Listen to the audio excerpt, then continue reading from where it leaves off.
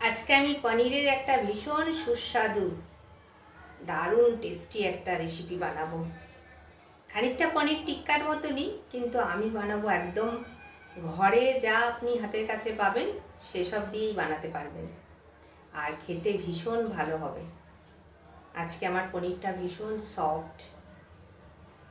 এমনিতে দেওঘরে কিন্তু পনির খুব ভালোই পাওয়া যায়, কিছু কিছু দোকান আছে সেখানে পনির ভীষণ ভালো পাওয়া যায়, একদম ফ্রেশ। আমি দেখাচ্ছি আমি কেমন করে বানাই।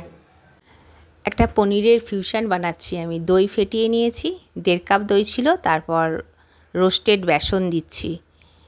বেসনটা দিলে না পনিরের সাথে যেমন মশলাটা মাখাবো তখন খুব ভালো বাইন্ডিংটা হবে। আর বেসনটা কাঁচা দেবেন না, যদি বেসন না থাকে তাহলে একটু ছাতু দেয়া যায়।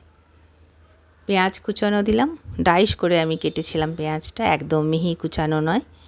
টমেটো, এখানে আমি ক্যাপসিকাম থাকলে ভালো হতো, ক্যাপসিকামটা নেই তাই ক্যাপসিকামকে মিস করছি। আমি 2 চামচ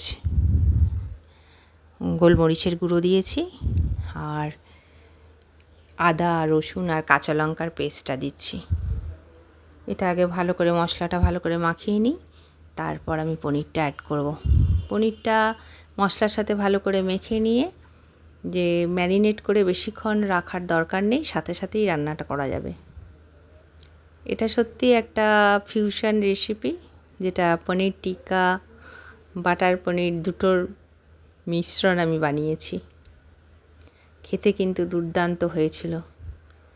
আর আমি বেশিরভাগ রান্নাই না, যেটা আমি হাতের কাছে মশলা থাকে সেসব রান্না করতেই বেশি ভালোবাসি।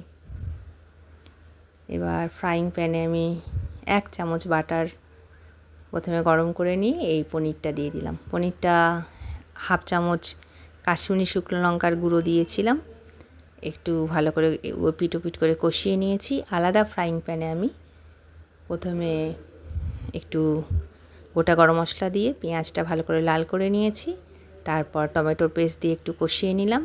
এবার আদা রসুনের পেস্টটা দিয়ে একটু কষিয়ে নেব, একটু জিরে ধনে অ্যাড করেছিলাম, গুঁড়ো সব 1 চামচ, দুটো কাঁচা লঙ্কা চিড়ে দিয়েছি। ভালো করে কষানো হয়ে গেলে আমি অন্য ফ্রাইং প্যানে যে পনিরটা কষিয়ে রেখেছিলাম সেটা দিয়ে দেব। অল্প একটু নাড়াচাড়া করে, পনিরটা যেহেতু কাঁচাই তৈরি করছি বেশি নাড়াচাড়া করা যাবে না, কিন্তু ভেঙে যাবে পনিরটা। অল্প একটু নেড়ে চেড়ে ব্যাস হালকা জল দিয়ে দিলাম।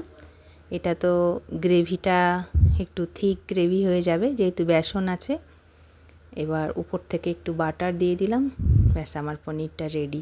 ভীষণ ভালো হয়েছিল, রুটি ভাত দুটোর সাথেই খাওয়া যাবে।